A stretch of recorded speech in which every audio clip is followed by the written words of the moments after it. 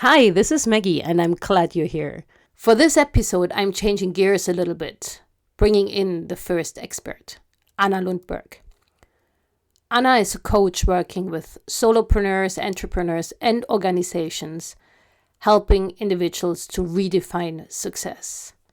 She will encourage you to reflect how you could live a life with more freedom, flexibility, and fulfillment, and also what those values actually mean to you.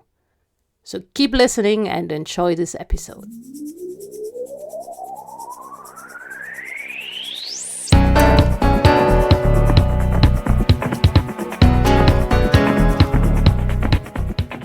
You're listening to Leadership's Insights, Navigating Career and Life. I am Maggie Rombach, your host, bringing inspiring stories and practical advice on leadership, career development, and work-life balance.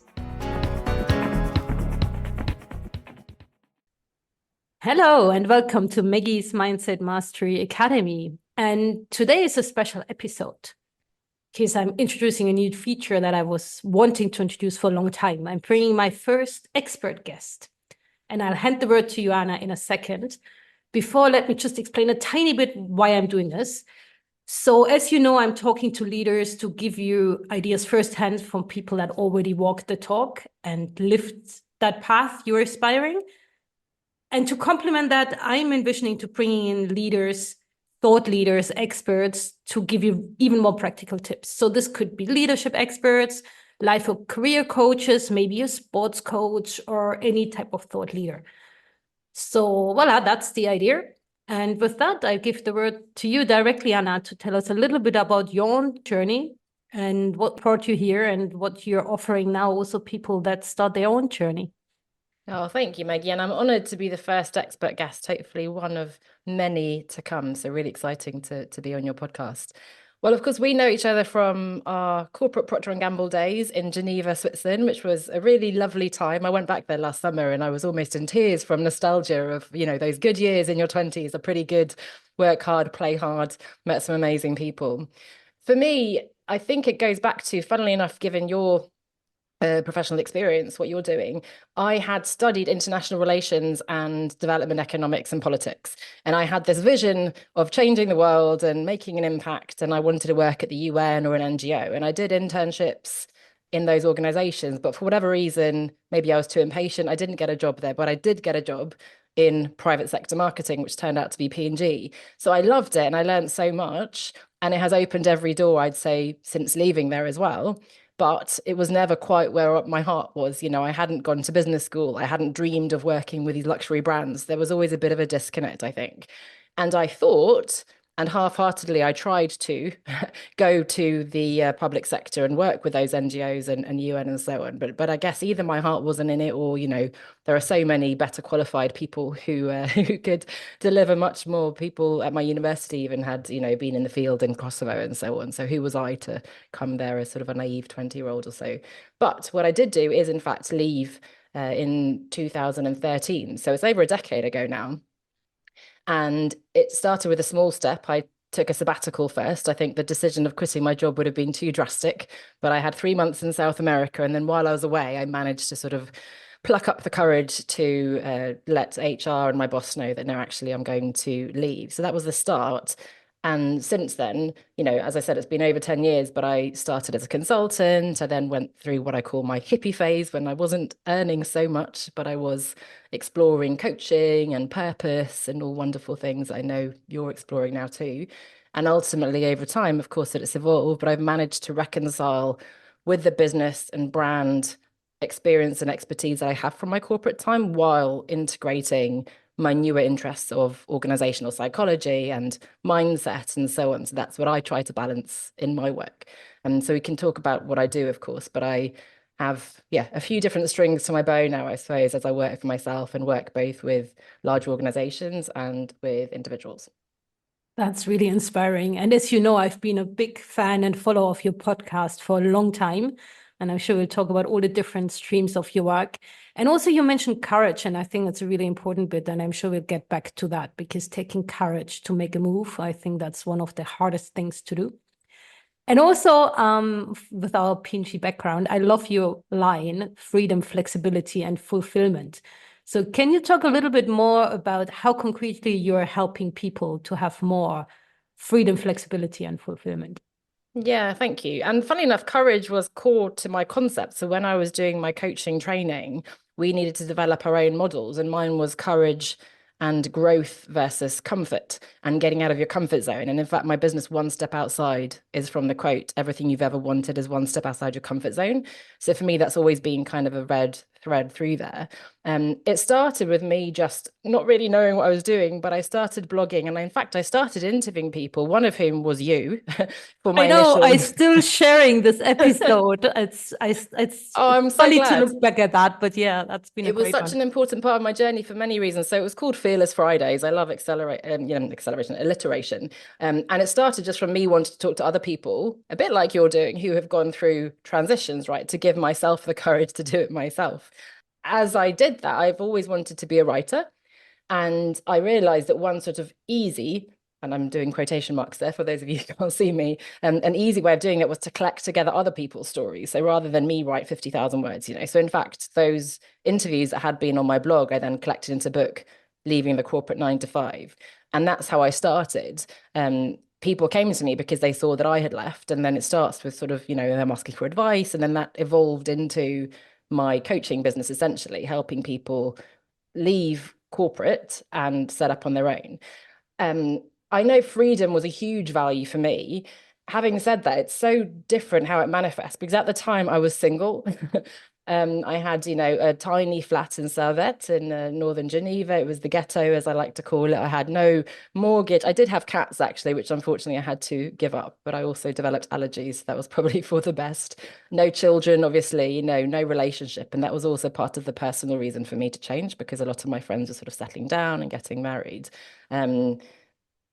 Yeah, but it was an initial moment of leaving that behind without really knowing what I was going to. And that's sort of the work of, okay, what does that freedom look like? And like I said, that freedom looks very different now with a 4-year-old and a 5-year-old living by the sea on the south coast of England, So initially it manifested in traveling and being the digital nomad and so on.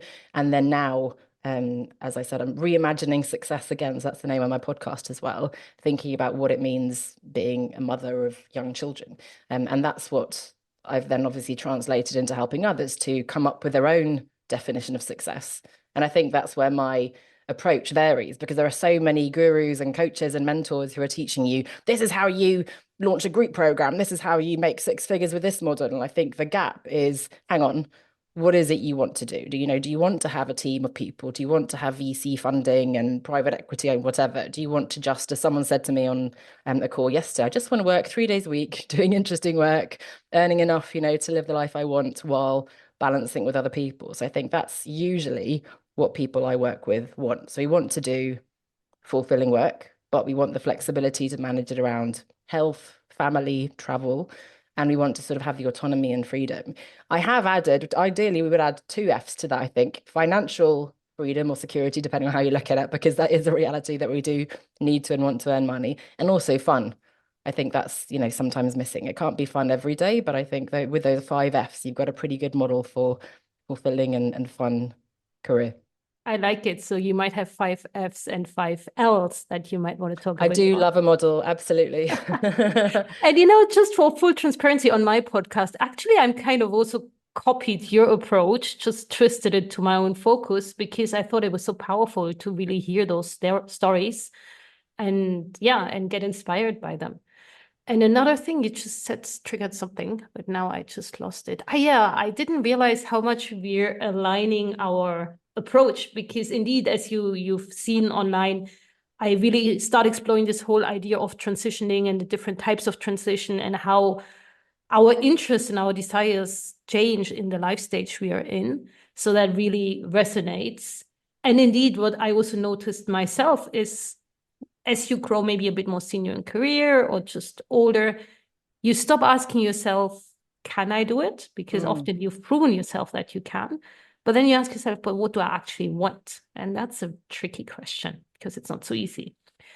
So if there's now somebody out there listening to us and going like, that sounds amazing, freedom, flexibility, fulfillment, financials, and fun, I want this. So how can you help, Anna? Also, I love what you said there, that it's hard. Well, it's frustrating as well, but that it's harder than you think to work out what you want. It's so easy to get caught up in the how. Oh my goodness, how do I set this up? And I'm going to get business cards and a website, and I'm going to do this course and qualification. And it's not about that at all. It's about getting super clear on your vision. Not the exact, let's say you're pivoting into a new role. You don't have to have the exact job description and name of the company and so on. You don't have to know exactly what the business is going to look like, but a vision for kind of what your ideal day, your ideal work week looks like, your criteria. If you have a mortgage slash, kids slash whatever, we need to pay the bills, there's sort of a minimum income that you need. And of course, your income as a business owner or whatever you want to call yourself, even if you're freelance, is going to differ to having a salary, because suddenly you don't have the insurance and the pension and all those benefits built in. So that's going to be a sort of higher number than you think. So getting super clear on both your sort of preferences and dreams and desires, but also then really, really practical criteria. I think that's the step, and allowing yourself the time to explore. Sometimes we're pushed into the transition by redundancy or burnout, and while a lot of people say, I'm glad that happened, it takes longer than we realize to sort of decompress. And oh my goodness, after 3 decades of school and work and the Monday to Friday routine, you really need a break. And I think giving yourself permission to do that, having the compassion, if you can financially, of course, if you can go down to part-time or whatever is to help that as well, of course, that helps. But giving yourself the time to explore, I think is the best first step.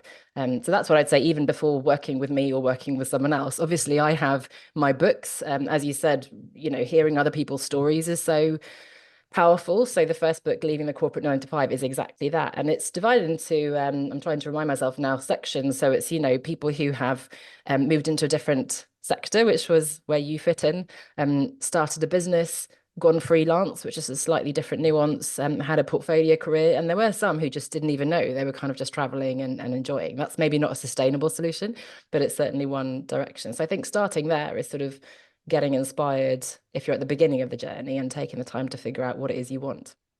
That sounds great. So you've been on that for 10 years. Do you have like 1 or 2 stories of people you worked with, making this really concrete? Yeah. Can you think of a story of somebody that came with a challenge or typical challenge that people come with, and how they got into a better place by working with you? Yeah, I mean, a couple sort of high level, I think, that really come to mind right away. One was someone working in a consultancy, so really high powered, stressful job. And she managed to amazingly go to kind of part time and begin to explore her other ideas. And she was really interested in nutrition coaching for immunodeficiency disorders and that kind of thing. And she started bringing it into the office and so on. But what I found most powerful about her story is, in going through the transition, traveling, she's just gone into this whole other place. She met the love of her life. They now have had a baby. Her life just looks, I was going to say 360, but it's 180, isn't different to what it did before. So of course, I always say I'm not a relationship coach, and I'm certainly not a health expert or anything, but generally, and that's the 5 Ls model you mentioned, is sort of thinking of success in a more holistic way. We often come, perhaps women of a certain age, or actually, maybe I've been neglecting my love life or my health, and that sort of comes part and parcel. If someone is maybe going through a divorce at the same time as pivoting career and wanting to also maybe lose weight as part of, it just comes, it's quite complex. But what I loved about that story is exactly that it wasn't just the career change, which she navigated beautifully into building her business, but it came with all these other things as well. And the other story I thought of, which is a bit more tangible, was that someone had a really clear idea of what they wanted to do. They worked in purchasing in a corporation. They were going to be a purchasing consultant, basically. But through the exploration she did with me, she realized that wasn't what her passion liked. A bit like you said, she could do that, but that doesn't mean it's the right thing, right? And we explored, and she's gone into much more of sort of a leadership, diversity space, which is much more aligned to her values and what she cares about. So, I think you need to go into it quite with an open mind. You may well think, now, yeah, I know exactly what I'm going to change into. I just need to figure out how. But allow yourself, again, the time to explore and be open to the unexpected twists and turns along the way. Yeah, that actually really helps to have these concrete examples and this place to explore. That's another area I'm currently diving into, because one of the models I looked into was William Bridges' Transitions. It's a book, it's really good and deep. And he calls it the neutral zone, and he talks about how messy it is. And often we don't want to be in the mess, but actually that's where the magic happens. So you really have to embrace that mess. Yeah, just to say, I mean, I know you've talked about, and I don't want to share if you haven't shared that publicly yet, but a model, and we're talking about sort of different types of transitions. And one of my favorites is, of course, the butterfly. And the reason for that is that, you know, everyone says, oh, the metamorphosis, and it's such a beautiful thing. You emerge as this dainty, delicate, fluttering thing. But the biology of it is that the little caterpillar goes into this chrysalis and like breaks down into this messy protein soup, and it's painful and it takes time, and only then does it rebuild itself into the beautiful butterfly. And I think we think we're just, you know, I've got the courage, I quit my job, ta-da, I'm going to live my best life. And that's not the case. Sorry to put people off. You know, it's certainly it's not the solution for all of us. And for me, it's never been about quitting. It's more about the internal work that we do for ourselves. But I think that's also why my own work has shifted more to making this sustainable, having the accountability and support to make it last over the long haul, because it's actually may not feel that way, but it's actually quite easy to take that first step. And the real work begins when you're actually on the other side and you're going, hang on, okay, now what do I do? How do I make this work for the next few decades of my career and my life? Yeah, that's so true. And it's funny you picked up the butterfly, because this whole fact that it actually completely disintegrates, I actually literally learned like a week ago.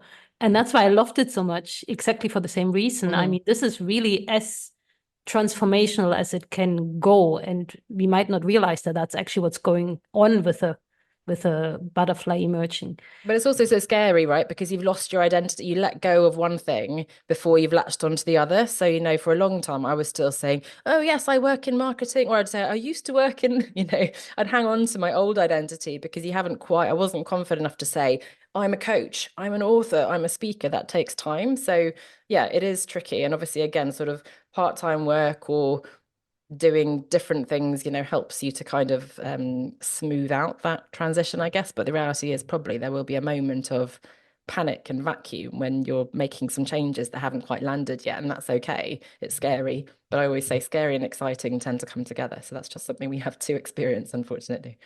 Absolutely. And you know, I think it's particularly true when you worked in a place like we did, like Procter and Gamble, where you're really proud of where you work, where you have a very strong organizational culture. And now I'm working at the Red Cross, and there that's even more pronounced, because we're just so proud of what we do, and it's such a part of our own identity. So letting go of that identity is actually really hard, because you've grown so close to that identity. So if you let go that identity, what is you? And yeah, that can be really tricky. So before I forget it, because we both like, that's our old marketing days, the C's, the F's, the L's, God knows what. So can you say a little bit more about the L's, your framework? Because I feel it's really holistic and it brings in the whole person. And yeah, it'd be great to explain it a little bit more. Yeah, I mean, I love a framework. And I think, you know, just putting on my sort of business coach hat, it helps to have your own unique frameworks because it builds your confidence. You have something to bring that nobody else is teaching, even though a lot of, you know, you and I then are in the transition space, fine, but we bring a totally different perspective on that, right? So your own unique experiences, your industry, as well as then your the way you think about things, the frameworks and so on. Funnily enough, it came about, one of my first keynote talks years ago was at a digital nomad conference, and they gave me like the first keynote talk of the whole conference. And the model I developed was the 5 Ls, because I was trying to say, you know, we really need to rethink how we look at success. And that's kind of been the red thread through me. It sounds a bit wishy-washy when you talk to people in corporate, you know, oh, holistic success and balancing and all this. But I think the culture is shifting, and I do think we're looking more at these concepts, especially obviously with the pandemic and flexible working and so on. It's a conversation that's happening. So 5 Ls, it's live, love, learn, lead, love. And it's live is your health and well-being, as we all know, but often forget it's the foundation of everything. And especially for someone like me, I am my own business. If I'm not well, then, you know, the business is not going to do well. So it's both intrinsically valuable and really a means to an end. And love not just romance, although that can be part of it, but relationships. If you're working for yourself, it can be quite lonely. So the community, belonging, having peers, having support, as well as maybe date nights with your partner and time with your kids and so on. Learn is personal development. And I think, you and I think probably people listening are obsessed almost with personal development. And that's a really huge part. If you're not growing and learning and challenging yourself in a role or in your business, then that's where you kind of stagnate and it doesn't feel good. Lead is your career, but not so much the traditional climbing the corporate ladder in a really linear way, but really thinking about how can you make an impact? How can you grow? How can you keep kind of making a bigger difference and expanding your legacy almost in your work. And then finally, it's the hardest one, maybe for us as parents especially, it's laugh. So fun, spontaneity. It's a hard thing to plan and strategize about, and it's always the last thing as a mother that we make time for. But I think it's so important to have that, pre-kids, and even to some extent pre having my business.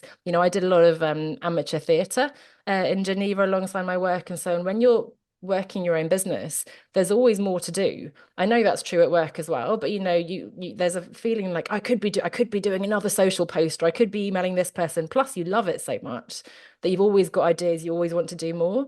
And the danger there is that you blur the boundaries and work all the time with the excuse that, I love it so much, it doesn't feel like work. But then you suddenly go, hang on, I've lost kind of, again, coming back to identity.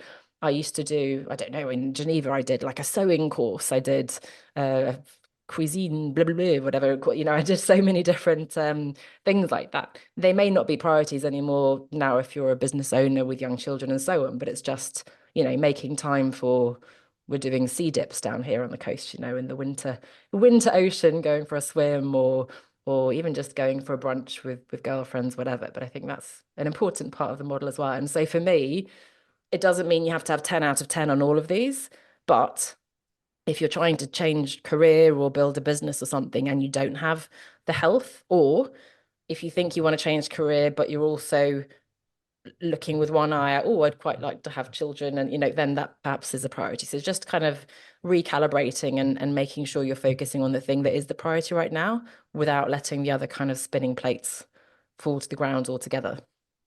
Yeah, I really like that framework. And laughter, I think it's so important. And what came up when you talked about kids? So I actually declared this year as the year of lightness and laughter because I felt it was missing a bit in the last years. And as part of that, I'm currently doing a course on nonviolent communication for kids in your education, and where you really focus on the needs of yourself and of the kids. And one big need for kids is joy and fun and laughter. So now I'm trying to see how I can actually bring fun and laughter just to all the stuff I anyway do, including with the kid. So, it's an exploration. Sometimes it goes overboard because it's so much fun, and then it's really hard to stop the fun. But yeah, the more we can integrate these different elements in what we do, the more powerful. So maybe another thing to pick on, and I guess that will be the last question before we move to the quick fire burst, because I really would love to challenge you on those. Because you mentioned learning, and also agility, I guess, is also a big part of running a coaching business. So you've been on the outside the 9 to 5 for decades, but also recently I've seen you've been also looking more a bit into the inside the 9 to 5. So there might be also people in organizations listening, thinking, I don't want to be self-employed, but actually I have so many issues within my company or my organization where maybe I can bring some of this to make my teams work better. So can you maybe say a little bit more what you're also now offering for corporates? Yeah, absolutely. And I think one of my internal struggles has always been, my Facebook group was called Escaping the 9 to 5, and the book was called Leaving the Corporate 9 to 5. But it was never about, as I said, quitting your job. That's not the point. I certainly would never, there were some groups called, Screw the Cubicle, or that kind of vibe. As you said, we really enjoy our work. So that wasn't really leaving something that was awful. In fact, having worked with some other organizations, I very much appreciate how good my past employer was. But it wasn't about that for me. It was always the redefining success. And one concept I talk about is the good girl syndrome. And I think a lot of people kind of relate to that I was, academically at the top, and I was, I guess, pushing myself, being pushed by others, I don't know, but it was all about sort of the top grades and looking for the right answer and external validation. And part of my work has been stripping that away and not being so dependent on getting the A star and having the awards for this and the PhD in that and whatever, right? So that kind of is quite a hard process of letting go a little bit and so on. And also now that the children are a little bit older, I'm coming back to being a bit more ambitious. So for me, the balance is this performance and well-being, you might call it in the corporate context, or external. It's to do with flexible working. It's hybrid. It's rethinking how a high-performing team works. It's being a leader who's empathetic and more coach-like, actually, in terms of bringing out the best in people. How can we develop and nurture intrinsic motivation rather than tracking people's mouse movements and, like forcing them to be in the office to make sure they're doing work. So the concepts are the same, but it's within the context of, okay, as one of our mutual friends actually told me once, like 97% of people are never going to quit their job. It's a made up stat, but fine. It's not about like necessarily forcing everyone to be entrepreneurial and having their own business. And there are challenges that come with that. But what I would like to encourage people to do is to make sure that whatever path you're on it with intention. It's not just the conveyor belt of what path you chose when you were 21 years old. It's not just what you think, what your parents wanted you to do or what you think you should be doing. As you said, we wake up at one point and we go, is this it? Is this sort of, it's not as perhaps wonderful as I was led to believe.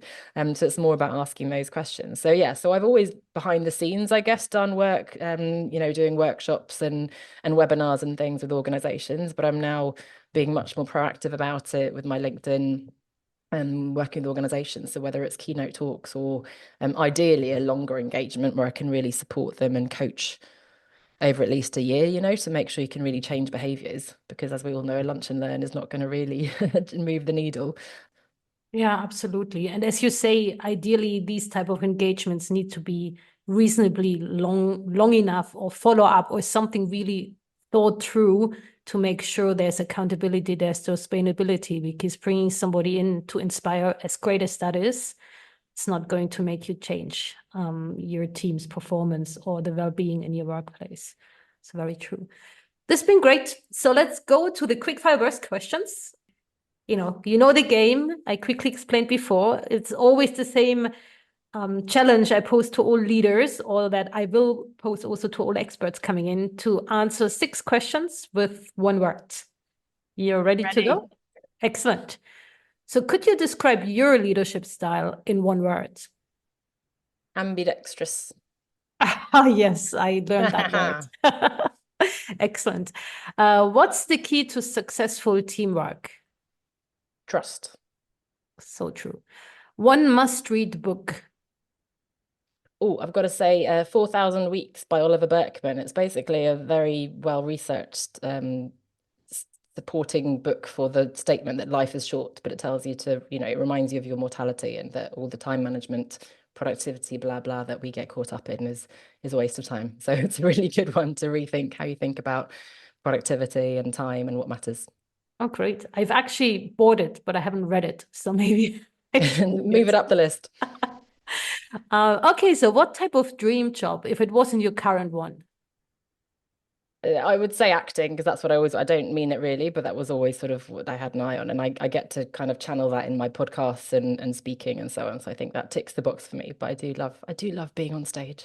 I remember that. I think we once went to see you around Geneva in some theater piece or some impromptu. Yeah, I did a lot of musicals and things. That was really wonderful. It was, it's a really professional team of production and everything in Geneva, thanks to all the expats there who have worked on really big productions. And yeah, I had like my highlight was one time when I had the lead role, and like they came and brought me flowers, when like they do that in a big ballet or something. I just stood there living my best life. So yeah, I like a bit of attention. So I think that's nice. But also, I was going to say pretending to be someone else. That's not what I mean. But, it's quite fun to be someone different, to kind of project a different energy. So, yeah.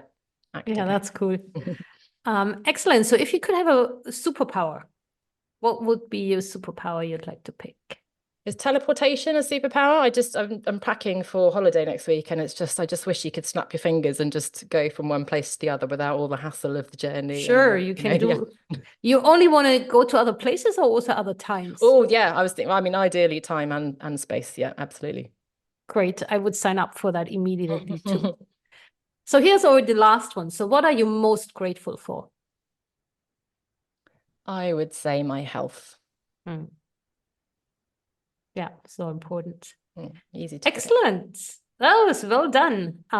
So as we wrap this up, usually ask people to share an advice to their 18-year-old self. But now I'm thinking, if there are people out there and go like, this sounds all amazing, I want to be in touch with Anna, how could they best be in touch with you or get your book? Or what would be the best starting point to get more of your wisdom? Oh, that's very good. Well, yeah, I mean, the podcast probably is a great place to start. As a podcast listener listening to this, that's probably something that you'd enjoy. So reimagining success is a good place to start. And I would say, as I said, my business name is One Step Outside, and I would really just encourage you to take that one step. It can be exciting with the big leap and the big transformation, and that will come. But either if you're early in the transition, or by the way, there will be multiple transitions, right? I've had many pivots over the last 10 years, and last year I had a big one as well. Taking, that one step will lead to another. It builds your clarity. Your clarity comes from taking action rather than just sitting on your bum trying to work it out. And your confidence will grow and the momentum will build. So, read the book, listen to the podcast, talk to someone, just take those little steps. And before you know it, those little steps will create a snowball if you want it to transform your life potentially. Excellent. So thanks so much. It's been really inspiring. Yeah, thank you, Maggie, for having me. I hope it was interesting for the audience, and looking forward to seeing and hearing what comes next. Excellent. Well, thanks so much and take care. Bye. Bye. Thanks for listening to Leadership's Insights, Navigating Career and Life. If you like this, make sure you subscribe and share it with anybody you feel could benefit from it. And if you're inspired now and you wonder how you could apply this to your life, trust that you've got all it takes and you can handle this one little step at a time. See you next time for more insights and inspiration. Bye for now.